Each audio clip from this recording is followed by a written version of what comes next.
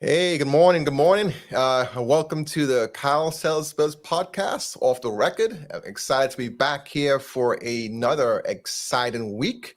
We've done this podcast previously via the LinkedIn audio platform, but now we are live in person here on video to get a chance to see us in the flesh, in the face, and connect with us here. This podcast is geared towards business owners and professionals that service clients in the mergers and acquisition space. You're either tuned in because you are considering an exit or sale or acquisition of a business, or you represent clients that are in the process of buying or selling a company.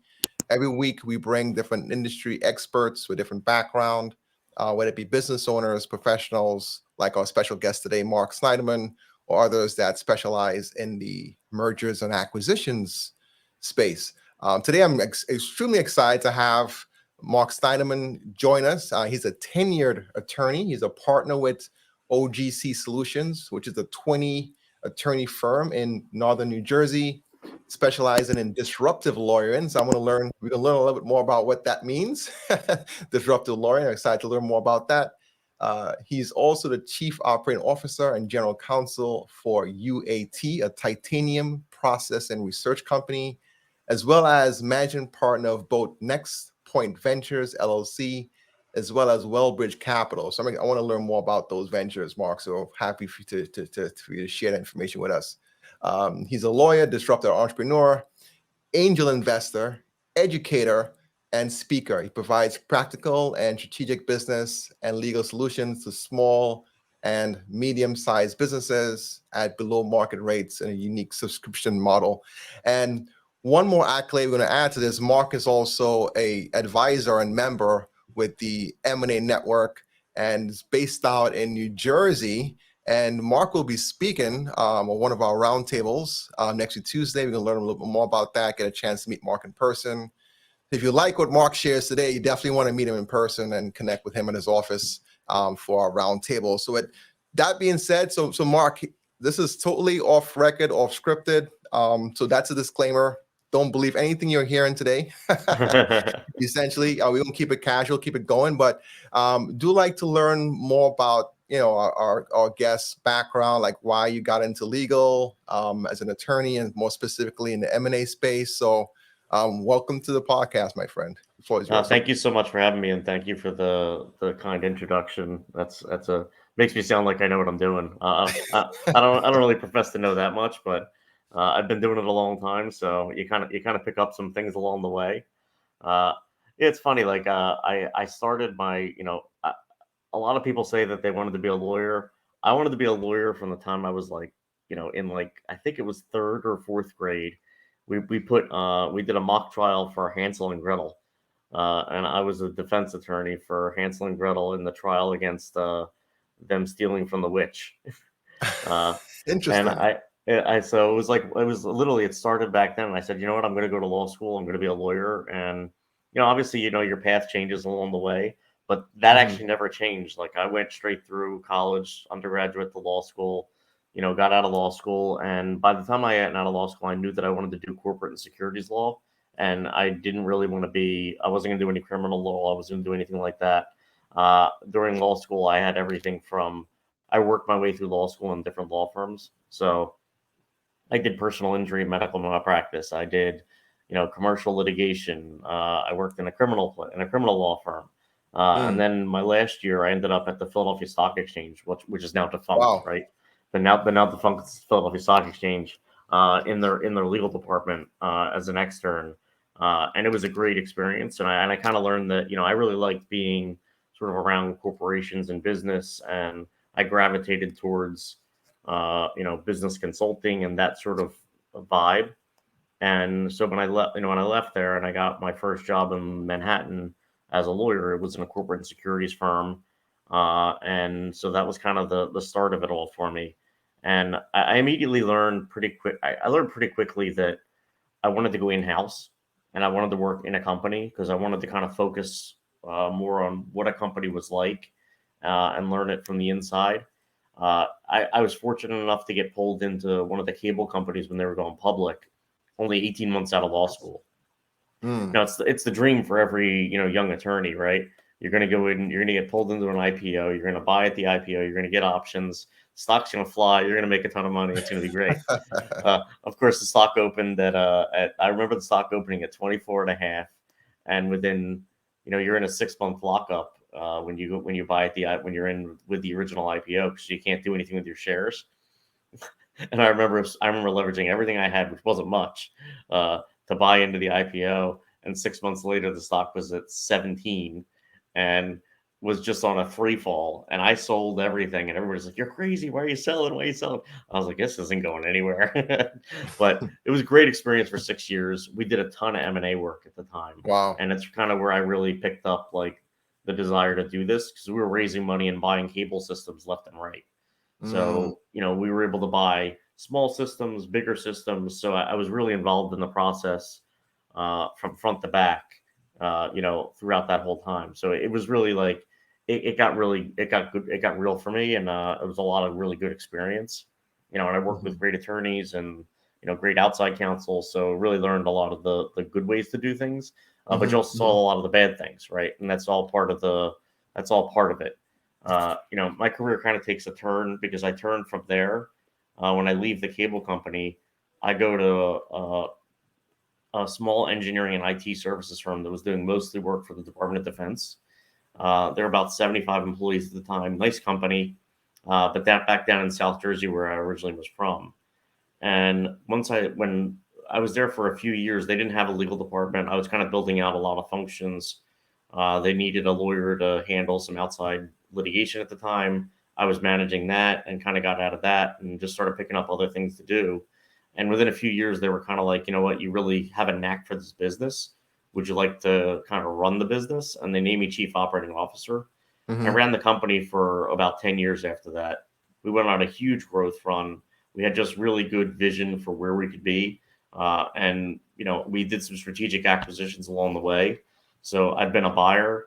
I've been a seller. I've been on a legal side. I've been on every side of M&A.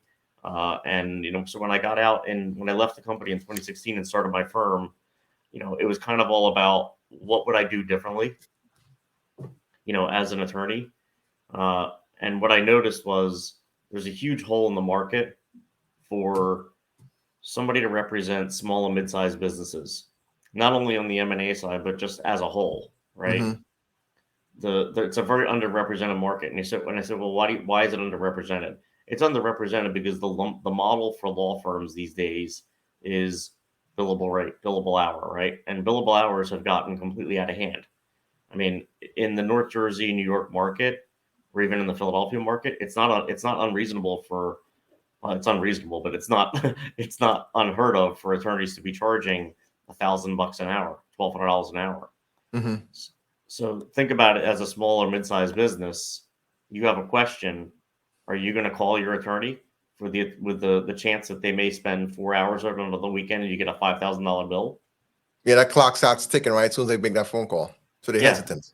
Yeah. So you hesitate. So what do? You Google it, right? And there's a lot of great stuff out there on the internet, right? You can find a lot of information. The problem is that you as a non-lawyer, as a non-trained lawyer, you may get 80% of the way there, but the 20% that you don't know, that you're hiring a lawyer to know, you're going to miss it.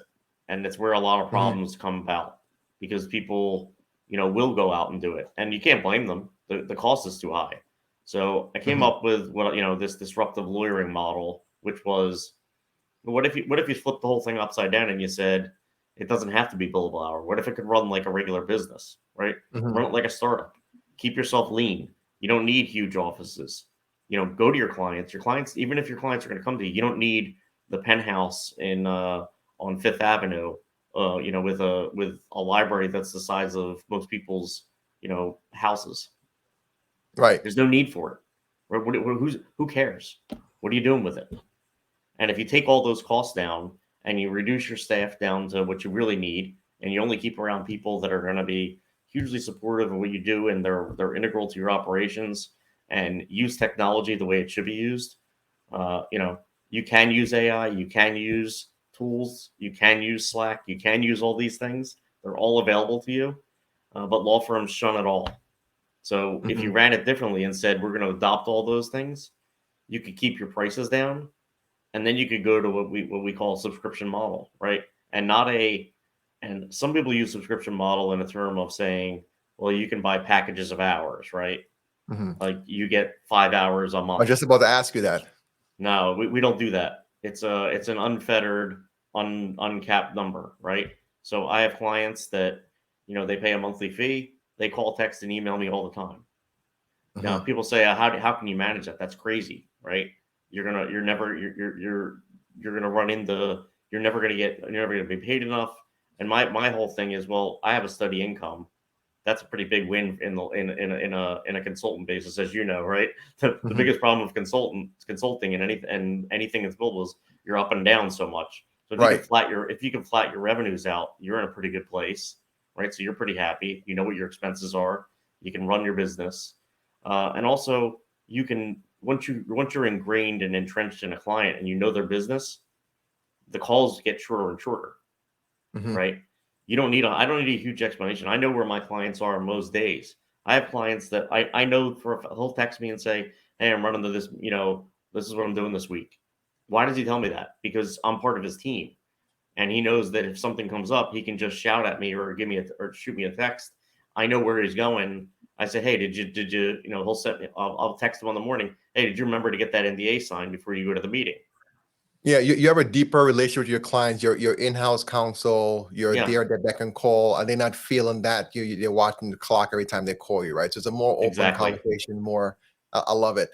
Marc, let me ask you, so what's like most rewarding for you, right? What's most rewarding for your work that you're doing currently right now at Eminae? What gets you up every morning? What's put that smile on your face? What's what? It's still the deal, right? The deal is still a lot of fun, right? To make sure, to try to get people, that want to do something that, you have a seller that wants to sell, you have a buyer that wants to buy, and finding that happy medium where everybody, where you can get to the deal and that everybody's walking away with something that makes sense to them. There's still a lot of fun. That's still a fun thing to do. Awesome. So I appreciate the back. I like to hear folks' journey. It almost sounds like your journey just played. Does it fall in exactly how you planned it? Because it sounds like each chapter in your life was just interconnected, and you just landed where you envisioned. Yeah, no, I mean it sounds a whole lot easier than it was. Like that's like I can tell you that so like when I first moved to Manhattan out of law school, I went to law school at Rutgers in Camden, New Jersey, and when I moved to New York, a Rutgers degree in New York City was meaningless, right? Which sounds crazy because Rutgers is we're from Jersey. We all look at Rutgers like it's a great school because it is a very good school. It's a top tier school. But in New York City, New York is its own beast. It at back then, I mean, I'm old, right? I crossed the 50 number, I'm of the age where my first law firm, we didn't have email, right? So I'm that old. But when I moved up there, you couldn't get a job as a Rutgers lawyer, right? Unless you were top of the class. Well, I was working my way through school, so I wasn't quite the top of my class. Right. But I temped, I did all that kind of stuff. I ended up writing an article. This is how I got my first job as a lawyer in Manhattan. I wrote an article that was published as an op-ed piece in the New York Law Journal. That was basically about how awful it is to be a temp lawyer in Manhattan, and how like it literally could be the worst job you could ever have in your life. And as a lawyer, like it was the bottom of the barrel, and the treatment was terrible, everything about it, and I didn't understand why I couldn't find a real job.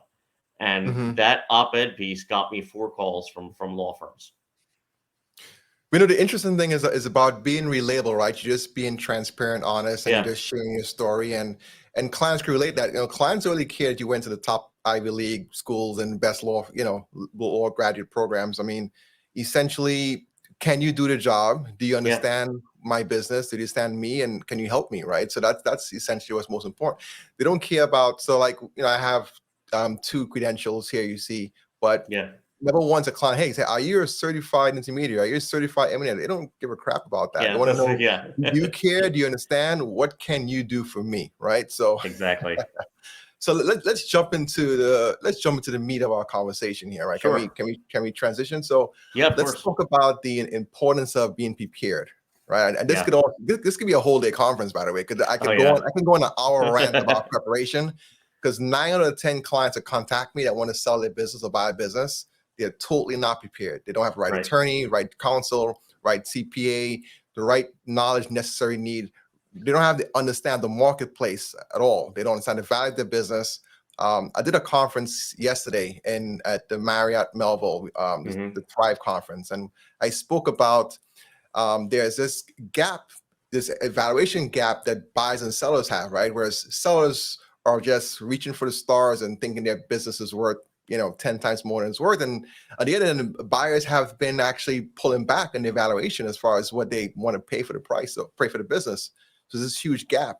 Yeah. Neither party really fully understands the true value of that business. But let's just talk about it. Why is it essential for both sellers and buyers to be well prepared for an M&A transaction? Yeah, I mean, I think if you look at the biggest reasons why the transactions fail, not only do they fail to ever close, or even once they've closed, they fail to be successful for the businesses, right? It happens all the time. Actually, I mean, statistically, it happens more often than not. And I've been through a lot of transactions. I pride myself in that. If I take on a transaction, it's going to get to close. Now I'll do everything I can to get it there, but there are ones that do not close, right? Yeah, They just, of course. they fall apart. And the biggest reason why they fell apart is people weren't prepared. They didn't have the right documentation prepped. They didn't have their data rooms right. They didn't have the right experts.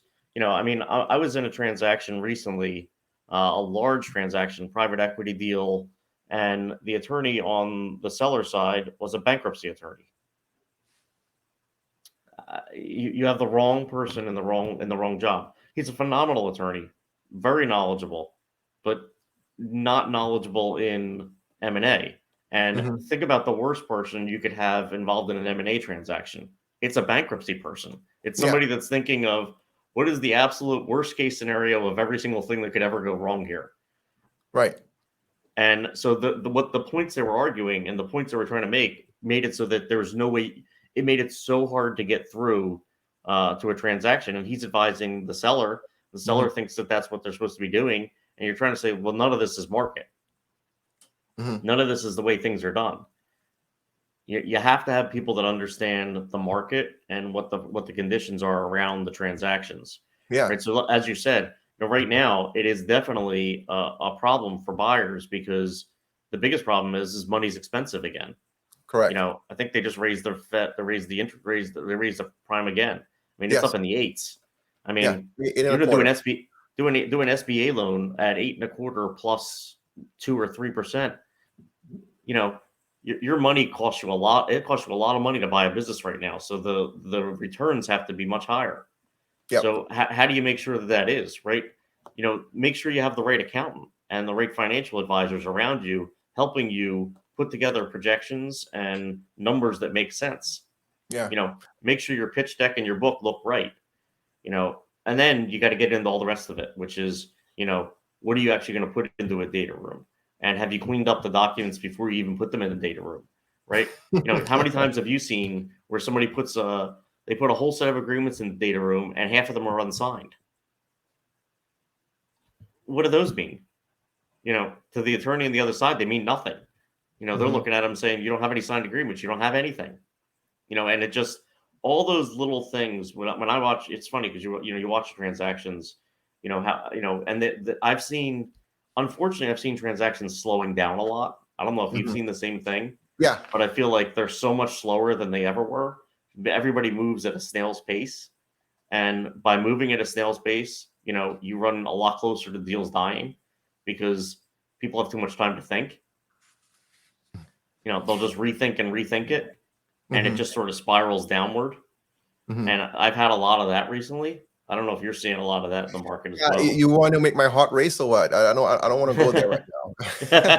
Yeah, we have had. I mean, there's people think it's easy to do what we do and easy it's a lot of work, and all the parties have to be on the same page. The attorney, the CPA, even the financial plan. I can't tell how many times we had to go back and negotiate deals because the client never completed their retirement plan and wanted to do the plan during due diligence. Like, hey, you know what? I think I'm going to retire. I think I need an additional $500,000 to fund my retirement. Can you go back and get some more money? No, it doesn't work that way, right?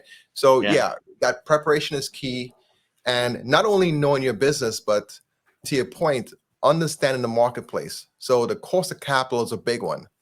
Another big one right now is workforce issues, right? But employment, right? Yeah. In some industries, let's think about like HVAC, for example, industries where you need some sort of technical expertise, right?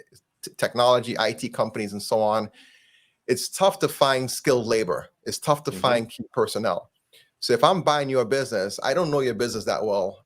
For me to grow your business from 10 to 20 million, I have to bring in some additional labor to help grow the business.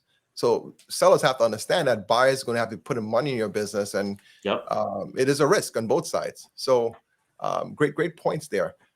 Maybe you can. The labor and employment one's really interesting because like that's an area where you could see sellers that can help themselves, right?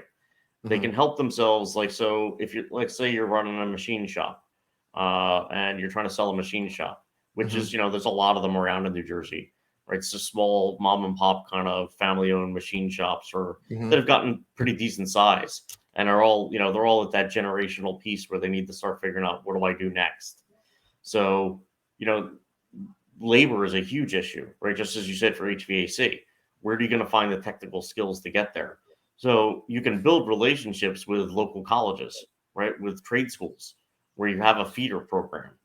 And if you build those, so those are things where I say, like, when we come in as, outside attorneys, outside, specialists and people like yourself that understand the market and what it's going to take to sell your business, these are longer term planning that you can do where you can build those relationships. So when I come in to buy your business and I say, well, labor is a huge issue. No, I don't have a big labor issue. So, well, how's that possible? Well, we have a relationship with, the county college that's up the street that has a program in CNC machining, and we support them, and they give us interns, and we take those interns and we turn them into skilled labor.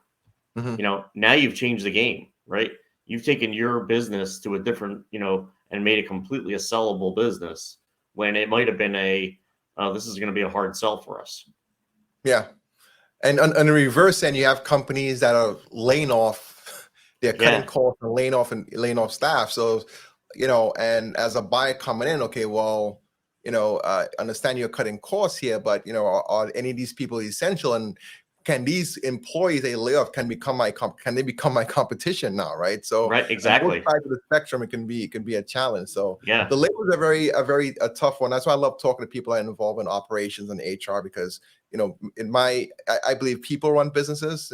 Business is personal, and 100%. And understanding the people aspect to your business is key. And as counsel coming in, you want to understand who are the key people besides just the owner, who's the second in command.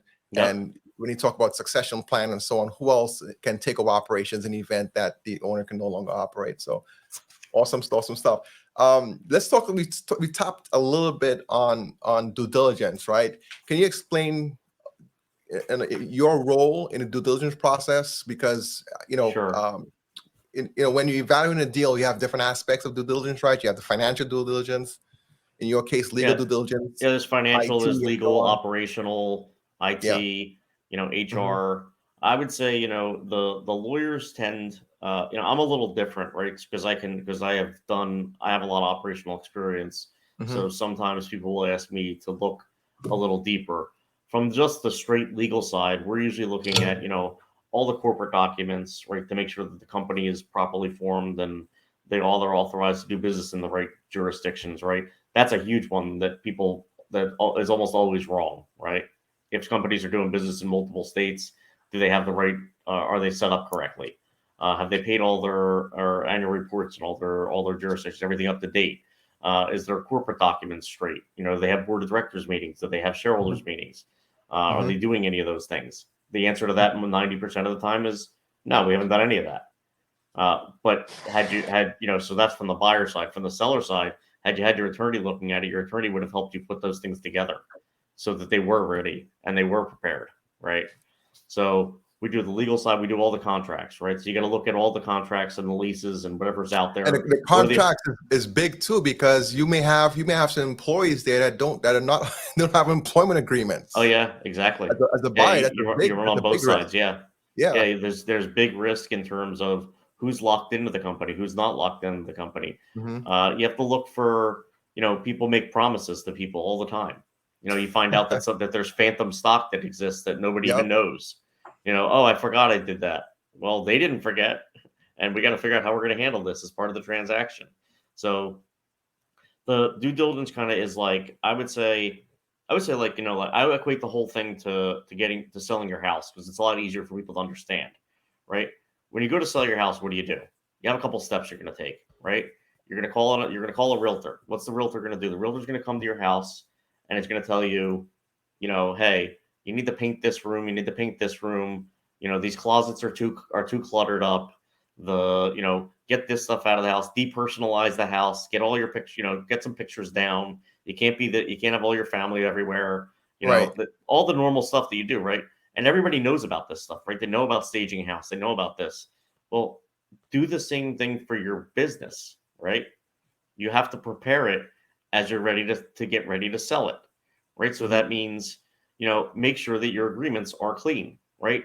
A lot of times people will have contracts and then they amended those contracts, but they never put any amendments in writing. Well, clean that up. It might be a critical piece of the business, right? If that's your critical revenue and it's your number one client, your biggest client, and you don't have an agreement with them, what do you really have? You don't have much. Yeah. You don't have much. You have some goodwill and you have some relationship, but that's not going to cut it for the buyer that's doing their due diligence, saying, hey, you told me you had this contract. You don't even have a contract with them. What's the value in it now? I put a number on this based on you saying this was all here. Now I see that it's not really here. You don't really have a 3-year deal. You have a month-to-month deal. That's a totally different game. How am I supposed to know I'm going to get the revenue out of this to get my ROI out of the transaction? So it's really to me, it's a lot of thinking, and that just requires having the right professionals around you to help you do that. And the problem with all buyers and sellers is, at the same time, they're trying to run the business, right? They also have a business to run day to day, whether they're buying or selling. So if you don't engage professionals, that's when these transactions just slide. And as you know, the longer they slide, the more likely it's going to slide off the base path, right? There's a saying that time kills deals, right? So 100%.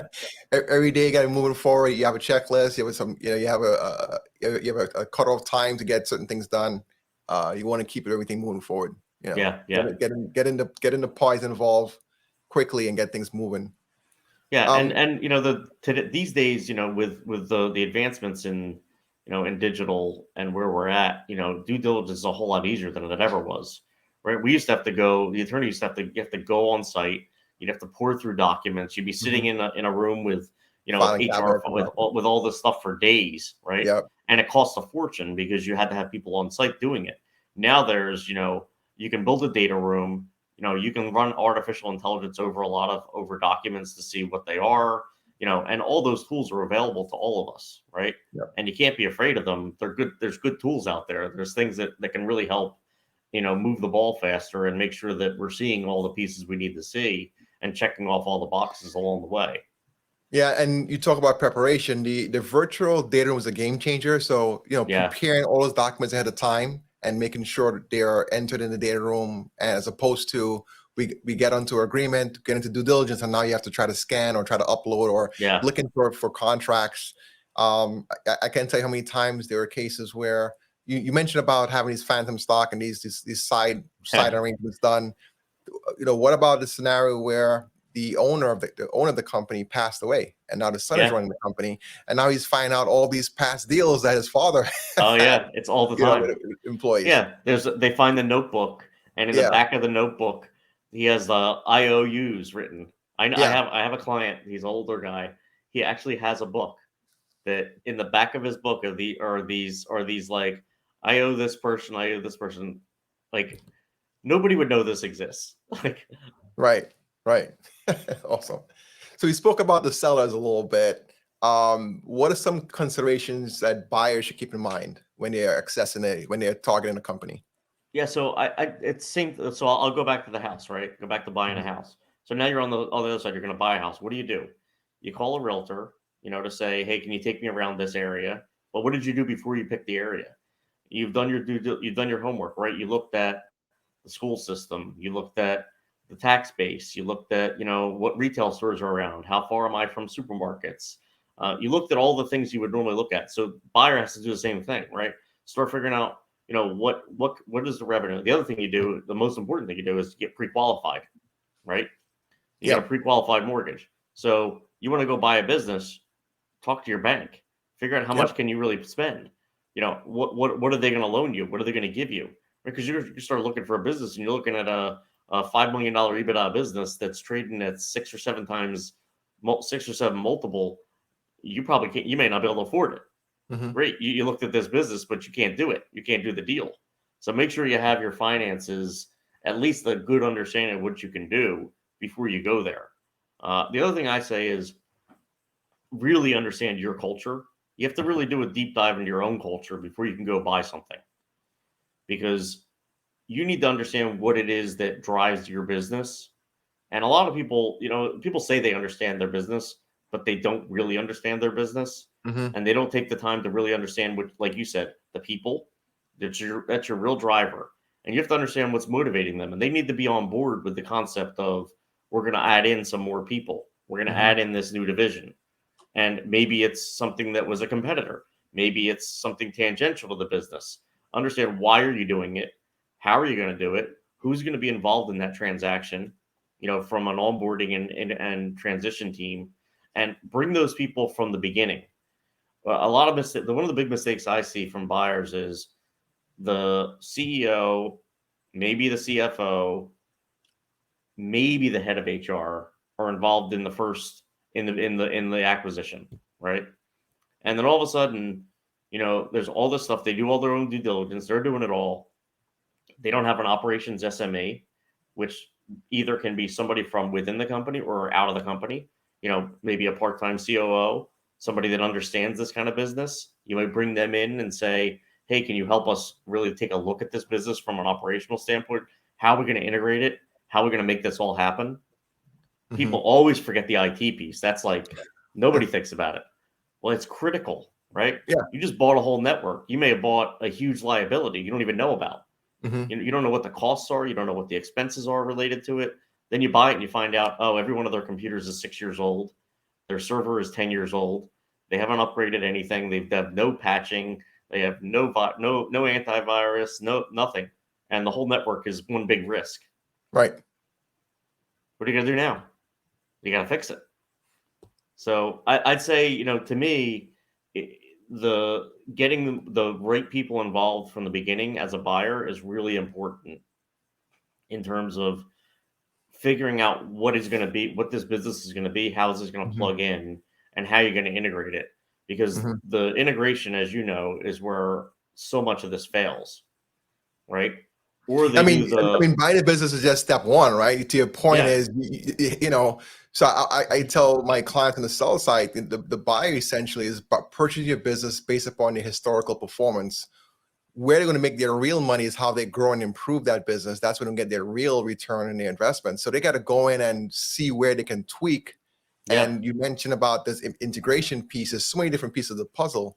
The IT is definitely a huge one that often gets overlooked, and marketing as well. Like controlling that messaging, right? So you're going to exactly. be reaching out to employees, right? How are you going to get that that first speech out, so to speak, to control that messaging as far as is it a merger? Is it we bring on a Yeah, new partner? what does this look like? How What does it is, this? and then going out to the vendors, right? Vendors, customers, clientele. It's a lot. So you need to have someone in there can manage that post M&A integration.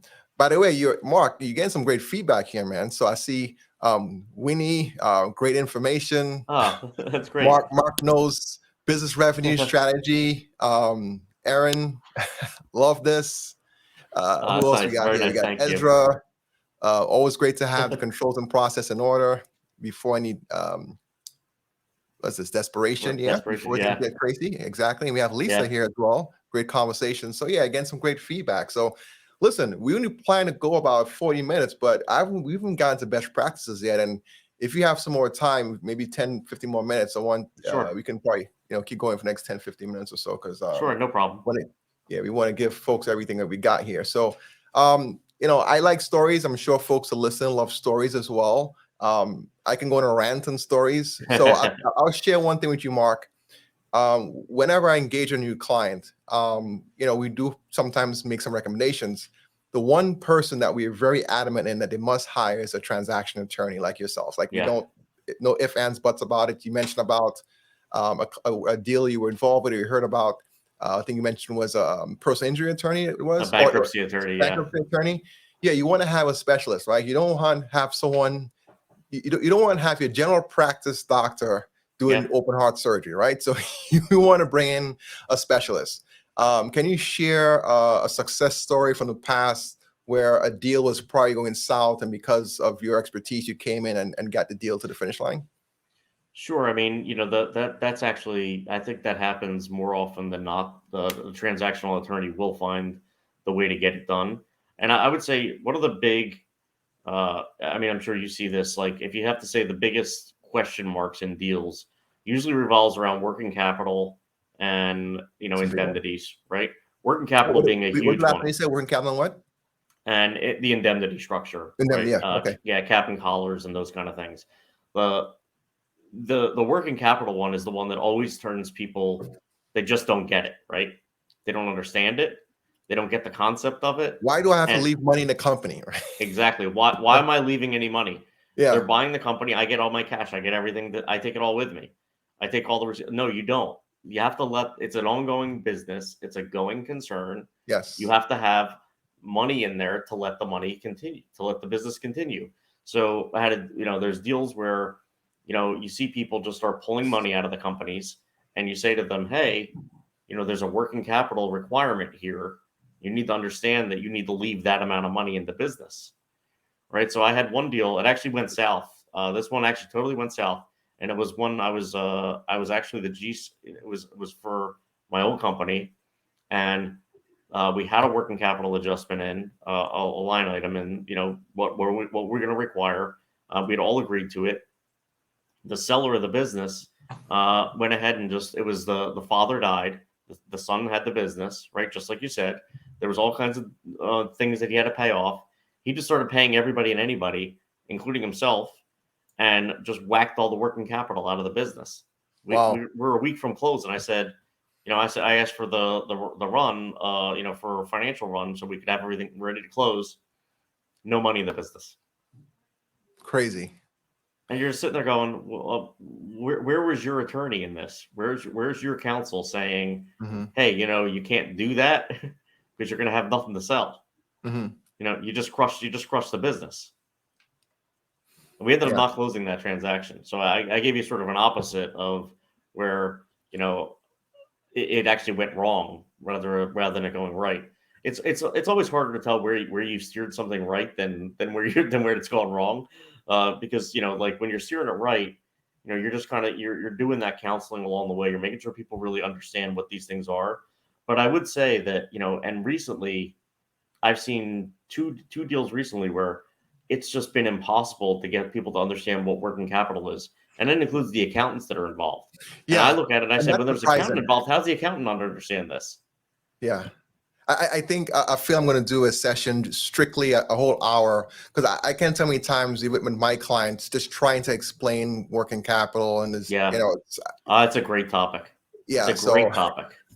Like I think is asking us like, it's like, this is an accountant, but it is a negotiable, it is negotiable. So it's some gray areas, right? And exactly. With COVID, it does kind of skew the numbers a little bit because, so the typical rule of thumb calculation for working capital is your current assets less current liabilities. However, you can't always go by that calculation because each business runs a little bit differently. There are some businesses that are heavy asset oriented and it maybe have excess assets. And there are some companies on the other direction who have a lot of liabilities and they're just, badly run. So that can skew the numbers. So yeah, I would probably love to have another talk specifically in working capital, maybe some Yeah. best, case studies on it. So we could talk a little bit more about that. Um, so we are close to wrapping it up. Um, any best practice considerations for, let's talk about sellers first, right? That are going through an M&A transaction. Give me, one high level best practice, and I then mean, I'm always going to start with professionals, right? yes. That having professionals around a transaction that understand M&A, the M&A world, and have been involved in transactions, whether that's legal, accounting, operational, business brokers, the right people around it are the right people, right? And they're going to help you find. And yeah, they cost money, but that money is as well spent as any money you're going to put into a business, right? They're going to get you the higher valuation because they know what they're doing, and they're also going to make sure that the transaction actually finishes, which is the most important thing, right? Because you could spend a whole lot of money, and if you don't complete a transaction, you lost a lot of money.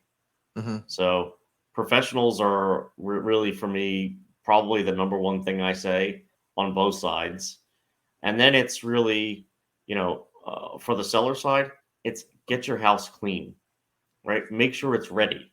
Don't go into a transaction just because, and even let's use your example of the son or the daughter that took over because unfortunately the father or the mother passed away that owned the business, right? Somebody passed away, they inherit the business. They immediately say, I don't want to run this business. I want to sell the business. Well, there's probably more cleanup than you know, that if you don't do it, the ability to do a transaction becomes really difficult, and you're never going to get the valuation you should get. That's Yeah. a guarantee. And the transaction is just going to be really, really hard to do. I always try to say, like, people don't understand that, uh, $100 million transaction is the same paperwork as $1 million transaction. The due diligence required is the same set of due diligence. Yeah, it's bigger, there's more of it. But honestly, the $1 million business is probably harder to do a deal with than the $100 million business. So, Marc, I'm gonna make a plug for M&A Network. Yeah. Actually, this is one of the reasons why I started this close to 5 years ago, was to provide a network of attorneys like yourself, CPAs, advisors, because I've been doing this for 13 years now. You've been doing a little bit longer than I have, and 9 out of 10 of my clients are just not ready on Yeah. either aspects, legal, financial, like you name it. And if you can help them get ready and not leave money on the table, right? You don't want to fire sell your business. I can't tell you how many times I get calls from clients, and when we tell them what we need to start the process, the preparation we've been talking about today, they Exactly. either can't get the paperwork together, and a lot of times it's privately held, family-run businesses. Putting the business aside, there's a lot of family dynamic complexities going on there between mother, daughter, Oh yeah. sister, brother, cousins. There's a lot of battles, and it's funny. I don't know if you've been following the Succession series. Oh yeah. I love it. It's funny. I'm not much of a TV guy. I just got put onto it this year, believe it or not. So I've been catching up. I was like, holy crap, man! I was like, it's four kids, and they're all trying to battle for position within the company. Exactly. And this stuff really does happen, right? Even though Every family day. members are not, yeah, it does happen in the real world. So you talk about exit planning, and that's why I'm really happy about our next guest, who's going to be on next week. We're going to talk about exit planning, trust, wills, and states, That's because great. Yeah, it's really important stuff. why are you in business to begin with, right? It's to maintain your legacy, build generational wealth, and have a lifestyle, right? Maintain your lifestyle and create, create successes for yourself and your family, right? That's the whole purpose. So what's the Exactly. use of working so hard if there's no benefit in the back end for your family and generations to come? So we're going to be talking about that. So, but yeah, we started the network to provide a network of top level trusted advisors like Marc, and you will be hearing more from Marc next week. Let me see. Any final takeaways that we probably didn't cover that you may want to share? I mean, I think we covered a pretty good amount of Okay. the basics for what does a buyer and seller need to really think about, and I think if we get through to anyone and that's listening and they hear just understanding that they need to get some professionals around, I think we've done our job, right? Really. Professional and get your house cleaned, Yeah. Wash Clean the the dishes. house. Yeah, exactly. Yeah, you don't want people Clean out- coming into your house clean with out the dirty closet. dishes. Clean out the closet, right? You ever go to one house that's a big and the one, coat right? check is in the bedroom or somewhere? It's like, I'm not putting my coat in there. I'm gonna keep my coat on. You ever been to one house and you just decide to keep your coat on? Yes, I have. Clean out the closet, man. Yeah, So hey, exactly. Marc, I really enjoyed this, and looking forward to actually sitting down with you in person. And Yeah, we're gonna go into this in more in depth. exactly. Any highlights? What are you gonna be talking about next week? Well, I think it's a lot. It's some of this, but we're going to go into Yeah. some more detail on what does a pitch deck look? What does your exec summary need to look like? What kind of points do you need to make? How do you really prep yourself to make sure that you're going to put yourself in the best position to sell and the best position to buy? Awesome. So we're going to be in Parsippany, New Jersey, Yeah. next Tuesday, 12 p.m. for lunch. So your office is clean, right? We don't need any house We cleaning. are very clean. Very clean, pristine, and we're going to have some food for our guests. Anyone Exactly. that's watching this recording or live, we'll put a code where you can attend as a guest and join us next week, Tuesday. Marc, is definitely a pleasure. I just love having these type of conversations. Just give me chills just talking about it. And I Yeah. wish more business people actually learn what they need so they can be prepared, because I just hate when they leave money on the table. At the same time, buying a Absolutely. business is really tough as well. It's a tough marketplace. You're competing with a lot of sharks there, and you don't want to make bad investments at all, and not doing the proper due diligence and so on, having a good legal counsel. So, Marc, I know you do a lot of events. Do you have anything that's coming up you want to plug before we close off? Actually, I mean, the next event I have is I'm doing a round table for young entrepreneurs at the Pyramid Club, which is in Philadelphia, next Wednesday night. So that's always a lot of fun. So you're gonna be busy next week. I'm gonna be busy next week. Yeah. All right, Marc, it's a pleasure. Thank you so much for your time. Everyone that's been listening, appreciate you guys joining us. Next week, Wednesday, we'll be joined by Sabine Franco. She is a wills and trust attorney. And then 2 weeks, then the following week, we're going to be speaking with Jim Vigna, who's an expert on SBA finance. And I can't wait to get him here, because with the rates going up, and I want to know what Live Oak Bank is doing and how they're supporting small business owners. So thank you, everyone. And until we see you next week. All right. Thank you so much. Bye.